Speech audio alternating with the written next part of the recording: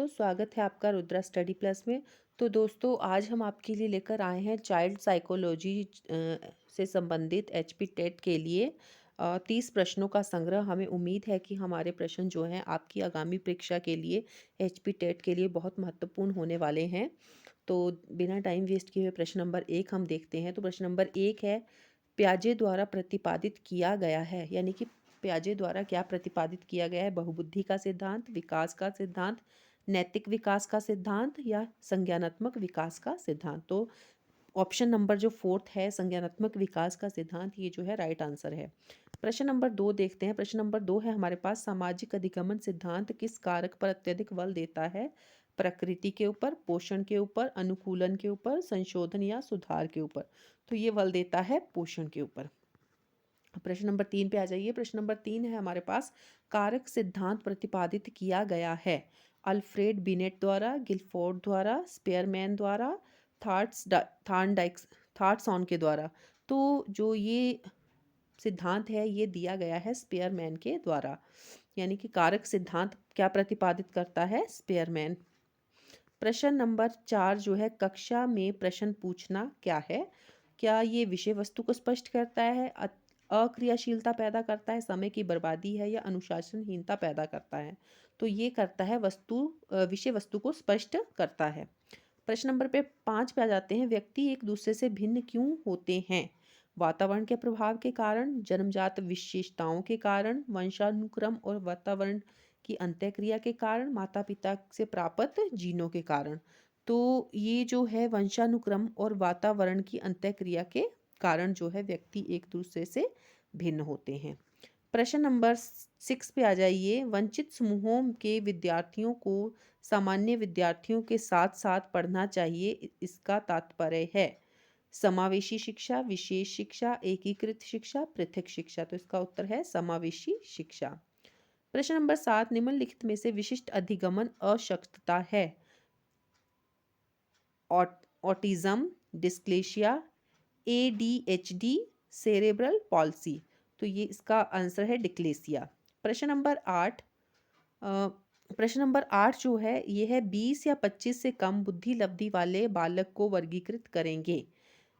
तो निम्न मानसिक मंदन, सामान्य मानसिक मंदन, तीव्र मानसिक मंदन या अति तीव्र मानसिक मंदन। तो दोस्तों, जो 20 और 25 से कम बुद्धि लब्धि वाले बालक होते हैं, बालक बालिकाएं, उनको हम करते हैं अति तीव्र मानसिक मंदन में शामिल। प्रश्न नंबर 9 पे आ जाते हैं, निम्न में से किसे व्यक्तित्व की नैतिकता वाली भुजा कहेंगे? इदम, अहम, परा अहम, चेतना।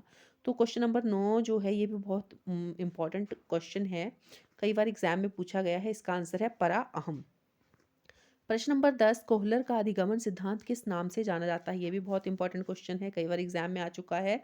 प्रयास एवं त्रुटि का सिद्धांत, पुनर्वलन का सिद्धांत, अंतर्दृष्टि का सिद्धांत, उद्दीपन अनुक्रिया का सिद्धांत। तो इसका उत्तर है अंतर्दृष्टि का सिद्धांत।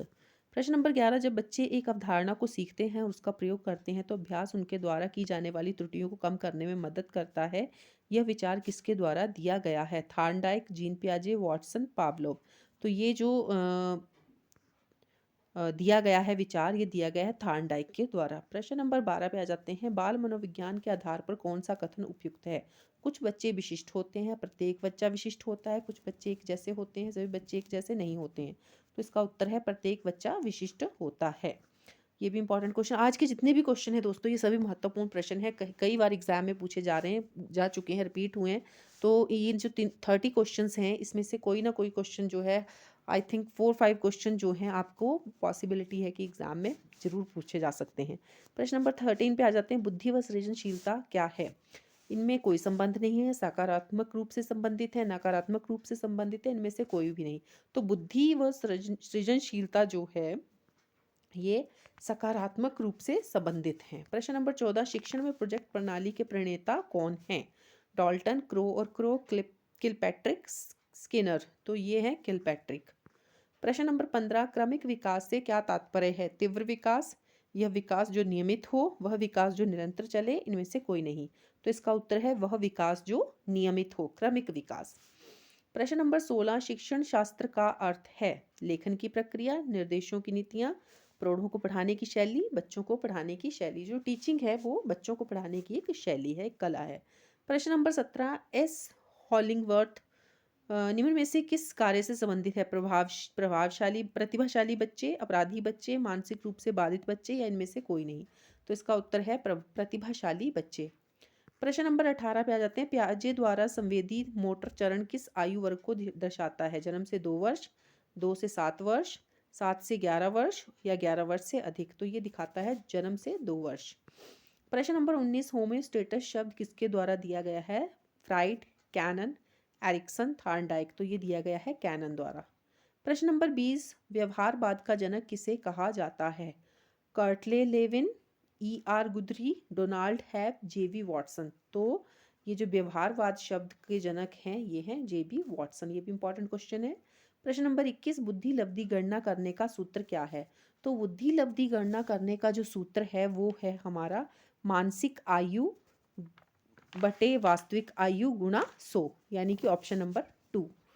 प्रश्न नंबर 22, इंद्रियां ज्ञान का प्रवेश द्वार है, इस पर किसने बल दिया? Guru Nanak Dev, Confucius, Rousseau, Mahavir? जो इंद्रियां ज्ञान का प्रवेश द्वार है इस पे बल दिया था रूसो ने। प्रश्न नंबर 23, बच्चे जिनकी मानसिक आयु का काल क्रमिक आयु से कम होती है, जिनकी मानसिक आयु जो है यहाँ पे काल होगा क्रमिक आयु से कम होता है। यहाँ लालू लिखा गया है, ये रॉन्ग वर्ड है। बच्चे जिनकी मानसिक आयु का काल क्रमिक आयु से कम होता है वो कहलाते हैं मंदबुद्धि बालक। वो जो हैं मंदबुद्धि बालक कहलाते हैं। प्रश्न नंबर 24, निम्न में से क्या विचलनशीलता के माप से संबंधित है? सहसंबंध, दूरी, मध्य, प्रतिशतता? तो इसका उत्तर है दूरी, ऑप्शन बी। प्रश्न नंबर 25, निम्न में से कौन सी आवश्यकताएं उच्च स्तरीय कम स्तर की आवश्यकताएं हैं? शारीरिक आवश्यकताएं, आत्मसम्मान की आवश्यकताएं, सुरक्षा आवश्यकताएं, संबंध एवं स्नेह की आवश्यकताएं? तो आत्मसम्मान की आवश्यकताएं जो है वो इसका सही उत्तर है। प्रश्न नंबर 26, व्यवहारवाद निम्न में से किस व्यवहार के अध्यापन पर बल देता है? केवल आंतरिक व्यवहार, बाहरी व्यवहार, दोनों आंतरिक एवं व्यवहारिक व्यवहार या इनमें से कोई नहीं?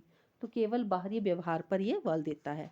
प्रश्न नंबर 27, ऊंची भावुकता, उत्साह और अवसाद की अवधि भावनाओं के निर्माण और मनोदशाओं के रूप में जाना जाता है। बुढ़ापा, प्रारंभिक बाल्यावस्था, शैशवावस्था, किशोरावस्था? तो इसका उत्तर है किशोरावस्था।